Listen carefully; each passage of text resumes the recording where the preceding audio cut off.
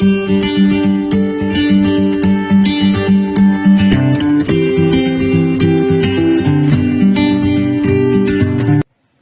दोस्तों, मैं विकास शर्मा एक बार फिर से स्वागत करता हूं आपके अपने channel brain box coaching classes में। तो हम कक्षा 10 की जो प्रश्नमाला 10.1 है वो पढ़ रहे थे, जिसके 1 से लेकर 4 तक जो क्वेश्चन है वो मैंने पिछले वीडियो में आपको करवा दिए।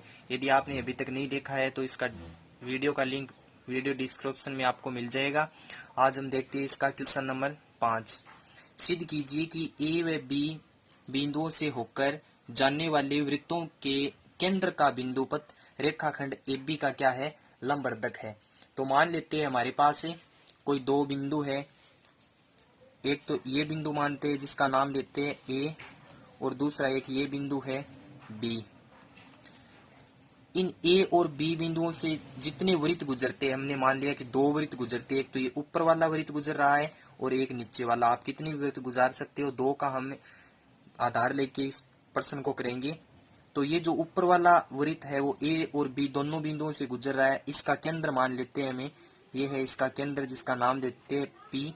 और ये जो नीचे वाला वृत्त गुजर रहा है इसका केंद्र है, इसको नाम दे देते हैं Q। तो जितने वृत्त गुजरते हैं उनके केंद्र का बिंदुपथ, यानी कि ये P है केंद्र और नीचे वाला Q, इन दोनों केंद्रों का जो बिंदुपथ है वो रेखाखंड AB, यानी ये जो AB रेखाखंड है इसको A से B तक मिला देते हैं। तो इनका जो बिंदुपथ है P और Q केंद्रों का बिंदुपथ ये हो गया। ये जो बिंदुपथ है ये रेखाखंड AB का क्या है, लंबवर्धक है। यानी कि ये P और Q का जो बिंदुपथ हो गया ये AB का लंबवर्धक पर स्थित है। यानी यहाँ पे कोण कितने डिग्री का है, 90 डिग्री का है। ये आपको क्या करना है, सिद्ध करना है। तो सबसे पहले जो चीज क्वेश्चन में दी गई आपको वो लिखेंगे। दिया है, क्या दिया है, समतल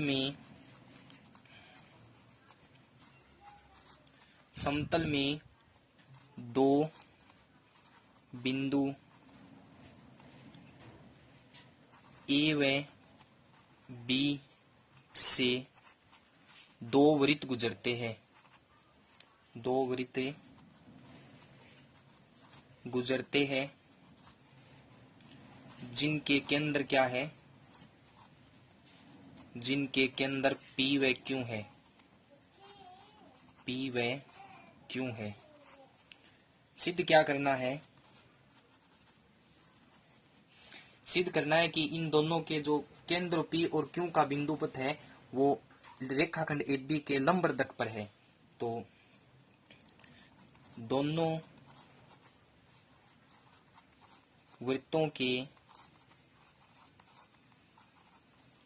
केंद्र का बिंदुपथ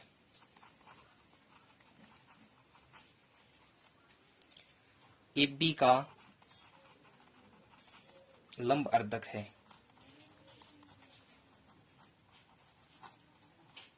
लंबवर्धक है, ये आपको क्या करना है, सिद्ध करना है। तो रचना करने की कोई आवश्यकता नहीं है।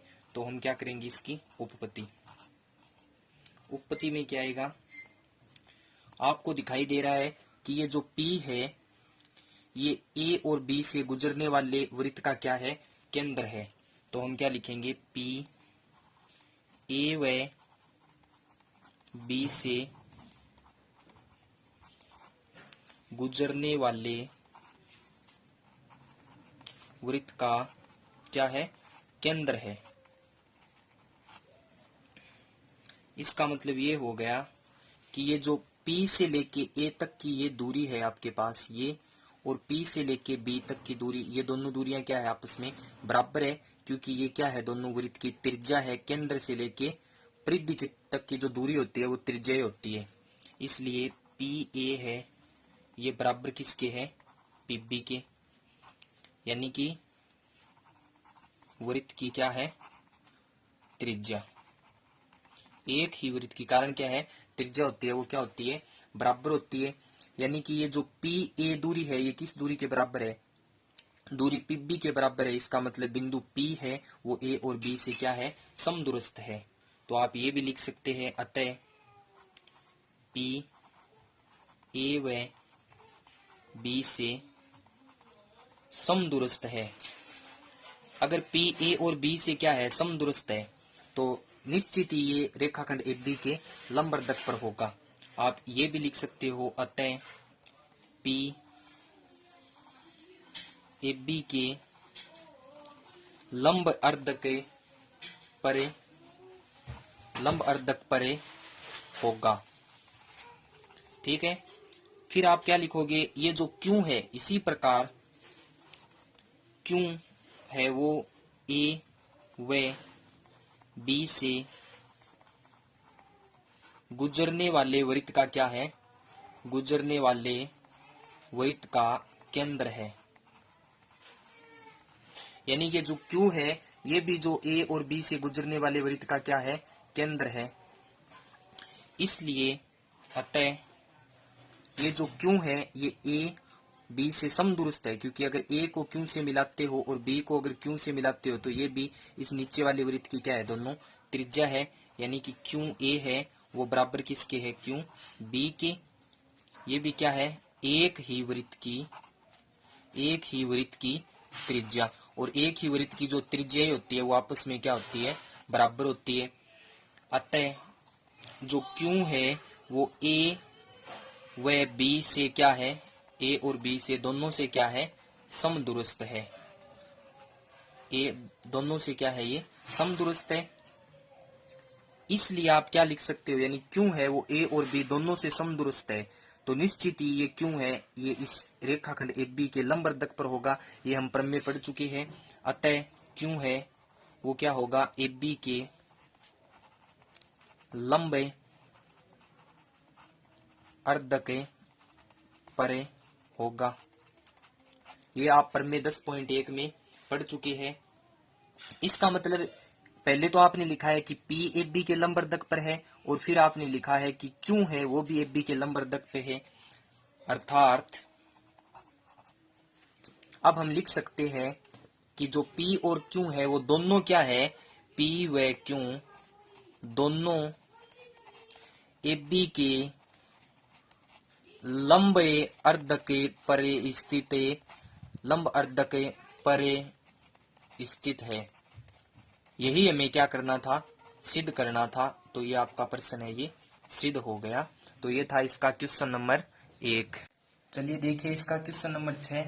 दी गई आकृति में उभयनिष्ठ आधार BC पर, ये जो उभयनिष्ठ आधार है इस पर रेखा BC के विपरीत और दो समद्विबाहु त्रिभुज, एक तो ऊपर वाला जिसका नाम दे रखा है त्रिभुज PBC और नीचे वाले का नाम क्या है, QBC स्थित है। तो सिद्ध कीजिए कि P और Q को मिलाने वाली रेखा, ये P और Q इनको जो मिलाने वाली ये रेखा है PQ, ये BC को, इस BC को समकोण पर समद्विभाजित करती है। यानी यहाँ पे ये जो PQ रेखा है इस BC को यहाँ पे काट रही है। तो दो बात आपको सिद्ध करनी है, एक तो यहाँ पे ये 90 डिग्री का कोण बना रही है और इसको समद्विभाजित भी कर रही है, यानी जितना भाग इस साइड का है उतना ही भाग इस साइड का है।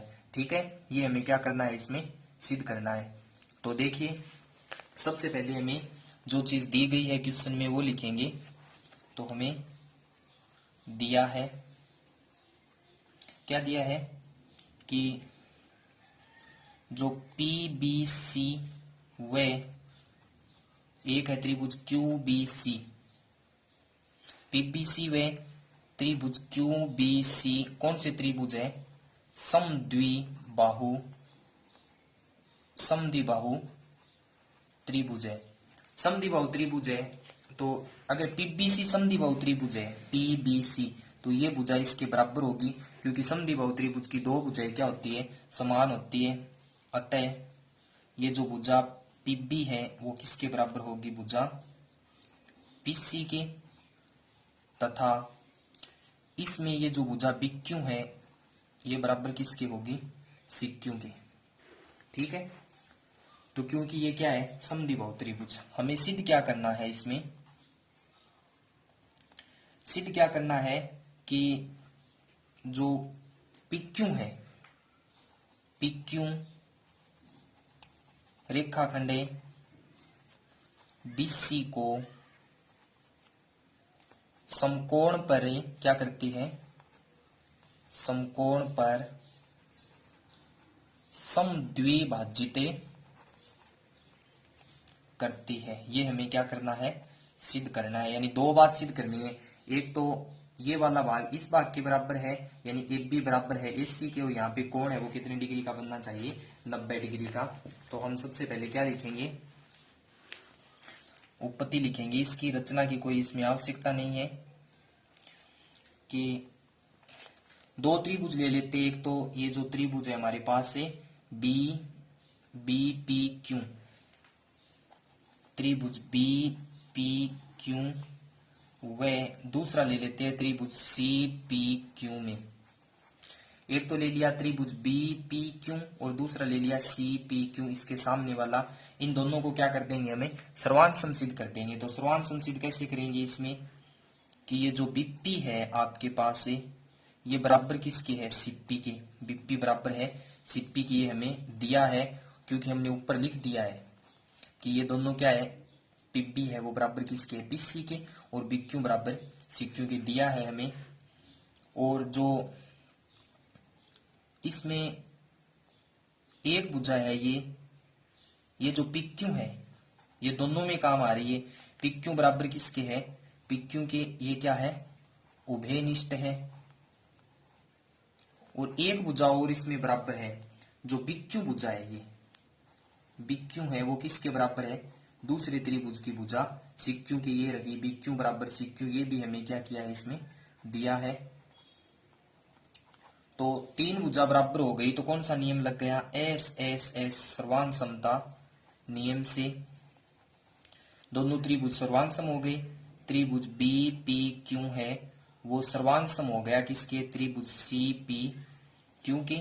और सर्वांशम त्रिभुज हो गया तो इसके संगत कोण भी बराबर होते हैं, यानी कोण बी है वो सी के बराबर होगा, कोण पी है वो पी के बराबर होगा, और कोण क्यू है वो किसके बराबर होगा, कोण क्यू के। तो हमें ये जो कोण है हमारे पास है पी वाला कोण, इसको नाम क्या देते हैं, कोण बी पी क्यू बराबर हो गया कोण सी पी क्यू के। कहां से बराबर हुआ है, बाई सिपिसिटी, यानी क्रॉसपोंडिंग पार्ट ऑफ कॉन्ग्राइट ट्रायंगल। सर्वांग त्रिभुज के संगत भाग क्या होते हैं, बराबर होते हैं। इसको 1 नंबर समीकरण देते हैं। ठीक है, अब हम क्या करेंगे, दो त्रिभुज और लेंगे। एक तो हम त्रिभुज कौन सा लेंगे, त्रिभुज बी ए पी, त्रिभुज बी ए पी, व दूसरा त्रिभुज कौन सा लेंगे हमें, बी ए क्यू में। सॉरी, एक तो त्रिभुज लेंगे हम बी ए पी और दूसरा हम कौन सा ले सकते हैं, सी ए पी। ठीक है, त्रिभुज सी ए पी में तो हमारे पास इस इन दोनों में भी एक भुजा है वो तो उभयनिष्ठ है, एपी है वो दोनों में काम आ रही है। एपी बराबर एपी, ये क्या है, उभयनिष्ठ है। ठीक है, और जो एक कोण है, ये जो त्रिभुज आपके पास बी ए पी, इसमें ये कोण यहाँ पे आपने बराबर किया है B P Q, B P Q या फिर बी पी ए, ये दोनों कोण एक ही होते हैं। ठीक है, ये वाला कोण और इसमें ये वाला कोण सी ए पी, जिसको आपने यहाँ पे लिखा है सी पी क्यू, तो सी पी क्यू या फिर सी पी ए दोनों एक ही कोण है। तो हम यहाँ से क्या लिखेंगे कि कोण बी पी ए बराबर हो गया कोण सी पी ए के। ये आपने बराबर कहां से किया है, समीकरण नंबर 1 से। और इसमें एक चीज आपको और भी आप लिख सकते हो कि ये जो बीपी है, बीपी ये बराबर किसके है, सीपी के। ये आपको दिया है यहाँ पे, बीपी है वो सीपी के बराबर है। कौन सी, ये वाली बीपी है ये सीपी के बराबर है। ये भी हमें प्रश्न में दिया है। तो इस त्रिभुज में आपने एक तो कोण बराबर किया है और दो भुजा, तो नियम लग गया, दो भुजा एस एस और एक कोण तो एस ए नियम से दोनों त्रिभुज क्या हो गए, सर्वांशम। तो त्रिभुज बी ए पी सर्वांशम हो गया त्रिभुज सी ए पी के। सर्वांशम हो गया तो इसके संगत भाग क्या हो जाएंगे, बराबर हो जाएंगे, यानी एफ बी है वो किसके बराबर होगा, एस सी के। एफ बी बराबर होगा एस सी के। एक बात तो आपको ये सिद्ध करनी थी इसमें कि ये जो एफ बी भाग है ये एस सी के बराबर। अब इस कोण को 90 डिग्री का और सिद्ध करना पड़ेगा आपको। तो हम क्या देखते हैं कि ये जो कोण है हमारे पास है, कौन सा कोण है कि पी ए बी, यानी ये दोनों त्रिभुज आपने सर्वांशन किए तो ये जो कोण ए है ये कोण ए के बराबर होगा। तो हम क्या लिखेंगे कि कोण बी ए पी बराबर होगा कोण सी ए पी के। ठीक है, यानी कि इस त्रिभुज का ये कोण इस त्रिभुज के बराबर होगा क्योंकि दोनों त्रिभुज क्या है, सर्वांशन। ये दोनों बात आपने कैसे बताई है, बाई सीपी सीटी से, क्योंकि कोण भी बराबर होते हैं सर्वांशन त्रिभुज की और भुजाएं भी क्या होती है, संगत भुजाएं बराबर होती है। अब हम क्या देखते हैं कि ये जो बीसी है चित्र में, ये एक सरल रेखा है बीसी, और एक सरल रेखा पे जितने कोण बनते हैं उन सभी का योग कितने डिग्री का होता है, 180 डिग्री का। तो इस बीसी पे दो कोण बन रहे हैं, एक तो बी ए पी और दूसरा बन रहा है सी ए पी। तो हम क्या लिखेंगे, हम जानते हैं कि कोण बी ए पी प्लस कोण सी ए पी, इन दोनों का योग कितना डिग्री का हो गया, 180 डिग्री का, क्योंकि इसे बोलते हैं रेखिक युग्म, रेखिक कोण युग्म। क्योंकि इसमें ये जो बीसी है ये क्या है, एक सरल रेखा है। और हम हमारे पास हमने ऊपर लिखा है कि जो कोण बी ए पी है वो किसके बराबर है, सी ए पी के। यानी इन दोनों सी ए पी की जगह आप बी ए पी लिख सकते हो और जो बी ए पी है उसकी जगह सी ए पी। तो कोण बी ए पी प्लस इस सी ए पी की जगह हम क्या लिख सकते हैं, ऊपर से कोण बी ए पी बराबर 180 डिग्री। बी ए पी और बी ए पी ये कितना हो गया, दो कोण बी ए पी बराबर कितना, 180 डिग्री। तो यहां से कोण बी ए पी का मान कितना आएगा हमारे पास है, कोण बी ए पी बराबर हो गया 180, ये दो इसके इस साइड में इसके भाग में आएगा तो कितना, 180 बट्टे 2 कितने हो गए, 90 डिग्री। तो दोनों बातें हमने सिद्ध कर दी। इसका मतलब ये जो रेखा है कौन सी, पी क्यू है, ये बीसी को किस पे, समकोण पे क्या कर रही है, बी ए पी का मान अगर 90 डिग्री हो गया तो ये इसको समकोण पे क्या कर रही है, समकोण पर समद्विभाजित कर रही है। तो अब हम यहाँ पे लिख सकते हैं कि अतः जो पी क्यू है बीसी को समकोण पर यानी 90 डिग्री का कोण भी बना रही है और समद्विभाजित यानी दो बराबर भागों में विभाजित करिए, समकोण पर समद्विभाजित करती है। तो ये प्रश्न आपका हो गया और पूरा प्रश्न करने के बाद आप क्या लिखोगे, इति सिद्धम। ठीक है, तो ये था इसका क्वेश्चन नंबर। चलिए देखते हैं इसका क्वेश्चन नंबर 7। दी गई आकृति में उभयनिष्ठ आधार क्यूआर पर, ये एक आधार है क्यूआर, इस पर दो समद्विबाहु त्रिभुज बने हैं। एक तो त्रिभुज बना है पी क्यू आर और दूसरा बना है त्रिभुज एस क्यू आर। यहाँ पे कितना है, एस क्यू आर बनी है। तो सिद्ध कीजिए कि ये जो एस पी रेखा है, ये जो एस पी रेखा यहाँ से जा रही है, ये क्यू आर का क्या करती है, लंबवर्धक है। लंबवर्धक का मतलब ये वाला भाग है, लंब का तो मतलब हो गया यहाँ पे ये जो रेखा है ये कोण बना रही है 90 डिग्री का, और अर्धक का मतलब इसको आधा भी कर रही है, यानी कि जितना भाग एक क्यू का है उतना ही भाग किसका होना चाहिए, ए आर का होना चाहिए। ये हमें क्या करना है, सिद्ध करना है। तो सबसे पहले जो चीज आपको प्रश्न में दी गई है वो देखते हैं। दिया है, क्या दिया है कि पी क्यू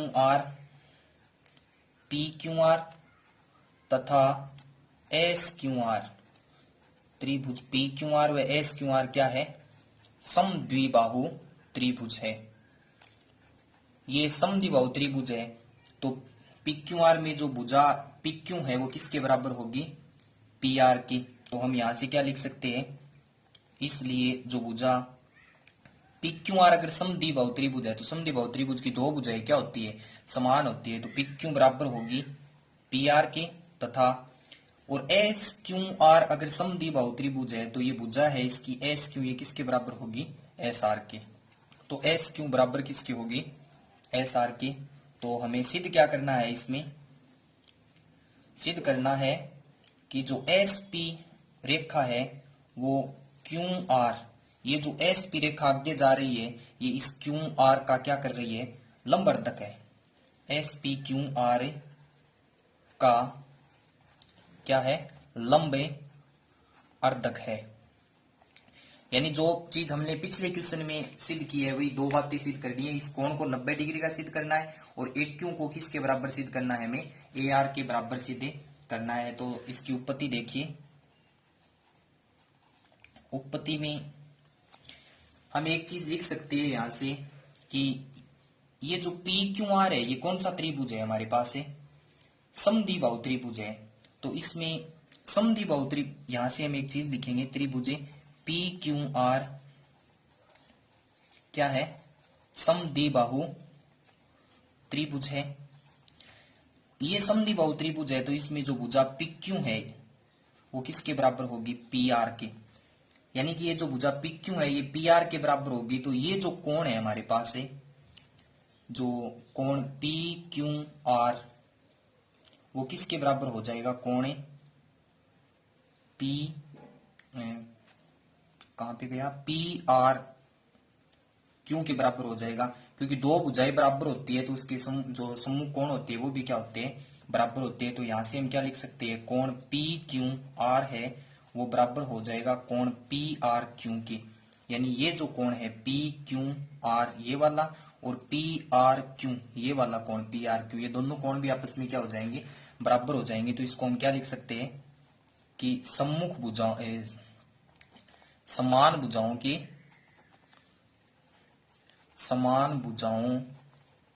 के जो सम्मुख सामने वाले कोण होते हैं, सम्मुख कोण क्या होते हैं, बराबर होते हैं।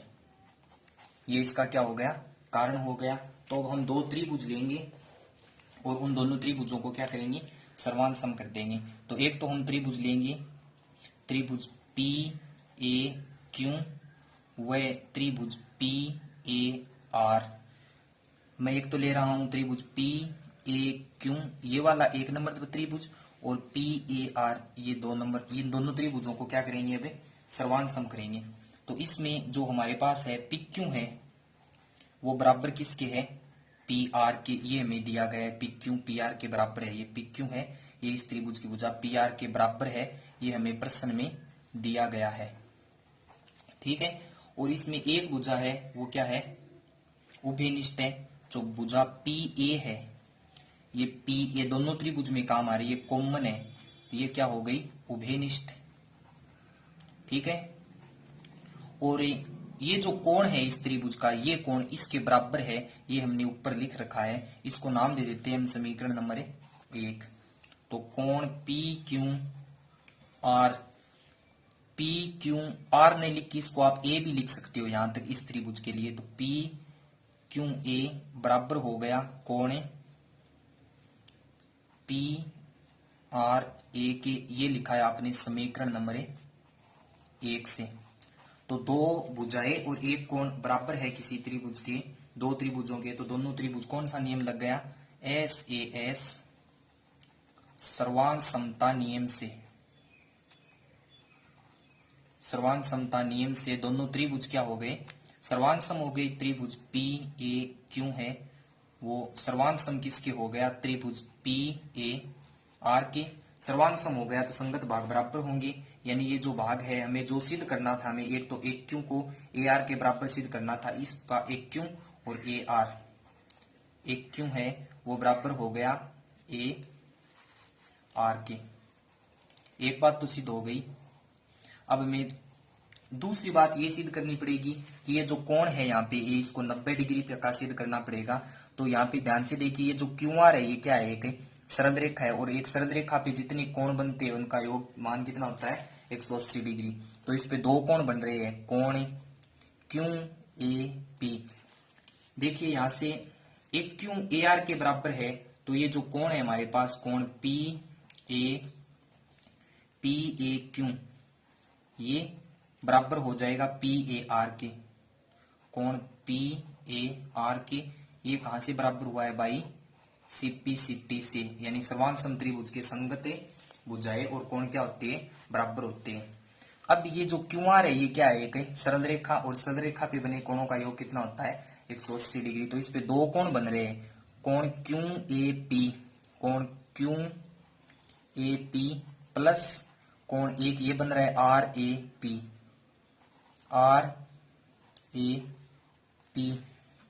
ठीक है, तो इन दोनों का योग हमारे पास कितना कितने डिग्री का आ जाएगा, 90 डिग्री का, सॉरी 180 डिग्री का। क्यों आया, ये क्या है, रेखिक कोण युग्म है। तो इसको आप पूरा लिख सकते हो, रेखिक कोण युग्म। ठीक है, तो क्यू ए पी किसके बराबर है हमारे पास है, यहां से आपने किया है कि जो कोण क्यू ए पी है ये इसके बराबर है, यानी इसकी जगह ये लिख सकते हो, इसकी जगह ये यहां से। तो कोण क्यू ए पी प्लस इसकी जगह भी क्या लिख सकते हो, कोण क्यू ए पी, यहां से दोनों क्या है, ये बराबर है, तो इनका योग 180 डिग्री। तो ये हो गए दो कोण क्यू ए पी बराबर 180 डिग्री। तो यहां से कोण क्यू ए पी का मान हमारे पास कितना आएगा, 180, ये दो इसके भाग में चला जाएगा तो कितना बचेगा, 90 डिग्री का। ठीक है, तो ये कितने डिग्री का हो गया हमारे पास है, 90 डिग्री का।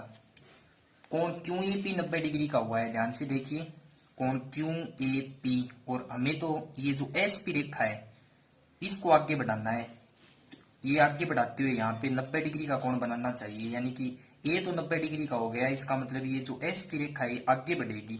तो हमें यहाँ से थोड़ा सा लिखना पड़ेगा कि चूंकि बिंदु जो ए है हमारे पास, ये जो ए बिंदु है ये किस पे है, बिंदु ए एस पी पर स्थित है, इसलिए कोण क्यू ए पी बोल दो या फिर कोण क्यू ए एस बोल दो, ये दोनों कोण कितने डिग्री के हैं, 90 डिग्री के हैं। अतः जो एस पी है ये क्यू आर का क्या कर रही है, क्यू आर की लंबे अर्धक है। ये हमें क्या करना था, सिद्ध करना था, तो आप लिख देना इति सिद्धम। तो ये हो गया इसका क्वेश्चन नंबर 7। देखिए इसका क्वेश्चन नंबर 8, दी गई आकृति में कोण P का अर्धक PS है, यानी ये जो कोण है हमारे पास कोण P, इसका अर्धक है ये PS, इसका मतलब है ये जो रेखा PS है इस कोण पूरे कोण को दो भागों में समान भागों में विभाजित कर रहे हैं, जितना ये वाला भाग है उतना ही इस साइड का भाग है। क्यू आर को एस पर क्या कर रही है, प्रतिच्छेद करता है, और एस एन है ये लंबवत किस पे दिया है, पी क्यू के, और जो एस एम है ये लंबवत है किसके, पी आर के। मतलब यहाँ पे कोण कितने डिग्री के बन रहे हैं, 90 डिग्री के बन रहे हैं। तो हमें सिद्ध करना है एस एन ये वाला भाग है वो एस एम की क्या है, बराबर है। तो सबसे पहले हमें जो चीज क्वेश्चन में दी गई है वो लिख लेते हैं। तो दिया क्या है हमें क्वेश्चन में, दिया है कि PS कोण P का क्या है, अर्धक है, और PS है, ये जो PS है ये QR को S पर क्या करता है, प्रतिच्छेद करता है। ये भी हमें प्रश्न में दिया गया है। इसके साथ में दो बात और दी है कि एस एन लंबवत है पी क्यू के तथा एस एम लंबवत किसके है, पी आर के। ये चीज जितनी प्रश्न में यहाँ से देख के लिखा है ये बातें ये हमें सभी दिए गए हैं। सिद्ध क्या करना है हमें कि जो एस एन है वो बराबर किसके है, एस एम की, यानी कि ये भाग है ये इसके बराबर सिद्ध करना है। तो इसकी रचना की आवश्यकता नहीं है, डायरेक्ट क्या करेंगे इसकी उत्पत्ति। उत्पत्ति में देखना, इसको देते हैं ये जो इसकी अर्धक है तो इसको नाम दे देते हैं कोण नंबर 1 और इसको 2 अपनी स्वेच्छा से दे देंगे ताकि कोई दिक्कत न हो पूरी कोण लिखने में आपको। तो हम क्या लिखेंगे, दो त्रिभुज लेंगे, एक तो त्रिभुज पी एन एस व दूसरा कौन सा लेंगे, त्रिभुज P M S. P N S ये वाला त्रिभुज और पी एम एस ये वाला त्रिभुज, इन दोनों त्रिभुजों को क्या करेंगे, सर्वांग करेंगे। ठीक है, तो ध्यान से देखिएगा, पी एस है ये दोनों में काम आ रही है, पी एस बराबर पी एस ये क्या है, उभयनिष्ठ है, क्योंकि ये दोनों त्रिभुज में क्या आ रही है, काम आ रही है। ठीक है, और ये जो पी एन एस है इसका कोण नंबर 1 है, कोण नंबर 1 ये किसके बराबर हो गया, कोण नंबर 2 के। ये भी हमें प्रश्न में दिया है। दिया किस प्रकार से है, क्योंकि पी एस है, ये कोण पी का क्या है, कोण पी का अर्धक है। अर्धक है इसका मतलब है दो इस कोण को आधा कर रही है, जितना ये भाग है उतना ही क्या है, इस साइड का भाग है। और ये जो कोण है हमारे पास है पी एन एस, कोण पी एन एस बराबर किसके है, कोण पी एम एस की, कोण पी एम एस की। ये भी हमें प्रश्न में दिया है। क्यों कि जो एस एन है ये लंबवत है किस पे, PQ की ओर लंबवत है, तो ये कोण 90 डिग्री का बनाएगी। और एस एम लंबवत किसके है, PR के, तो ये भी 90 डिग्री का कोण बनाएगी।